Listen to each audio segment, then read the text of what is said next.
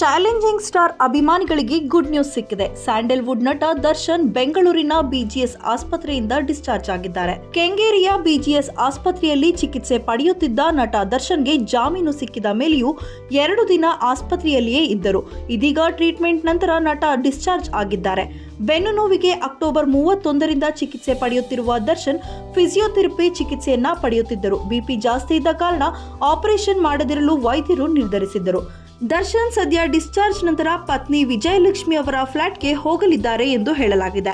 ಸಹೋದರ ದಿನಕರ್ ತೂಗುದೀಪ ಹಾಗೂ ಅವರ ಪತ್ನಿಯು ದರ್ಶನ್ ಭೇಟಿ ಮಾಡಿ ಆರೋಗ್ಯವನ್ನ ವಿಚಾರಿಸಿದ್ದರು. ಇನ್ನು ದರ್ಶನ್ ಡಿಸ್ಚಾರ್ಜ್ ಪ್ರಕ್ರಿಯೆಗಳು ಆಗಿದ್ದು ಕೆಲ ದಿನಗಳ ಕಾಲ ಪತ್ನಿಯೊಂದಿಗೆ ಹೊಸಕೆರೆ ಹಳ್ಳಿ ಫ್ಲಾಟ್ನಲ್ಲಿಯೇ ಉಳಿಯಲಿದ್ದಾರಂತೆ. ಹೊಸಕೆರೆ ಹಳ್ಳಿ ಅಪಾರ್ಟ್ಮೆಂಟ್ ಬಳಿ ಅಲರ್ಟ್ ಮಾಡಲಾಗಿದೆ. ಅಪಾರ್ಟ್ಮೆಂಟ್ ಸಿಬ್ಬಂದಿ ಅಲರ್ಟ್ ಆಗಿದ್ದು ದರ್ಶನ್ ಬರುವುದರಿಂದ ಅಭಿಮಾನಿಗಳು ಕೂಡ ಜಮಾಯಿಸೋ ಸಾಧ್ಯತೆ ಇದೆ. ಆ ಕಾರಣದಿಂದಲೇ ಅಪಾರ್ಟ್ಮೆಂಟ್ ಮುಖ್ಯ ದ್ವಾರದಲ್ಲಿ ಸೆಕ್ಯೂರಿಟಿ ಸಿಬ್ಬಂದಿ ಅಲರ್ಟ್ ಆಗಿದ್ದಾರೆ.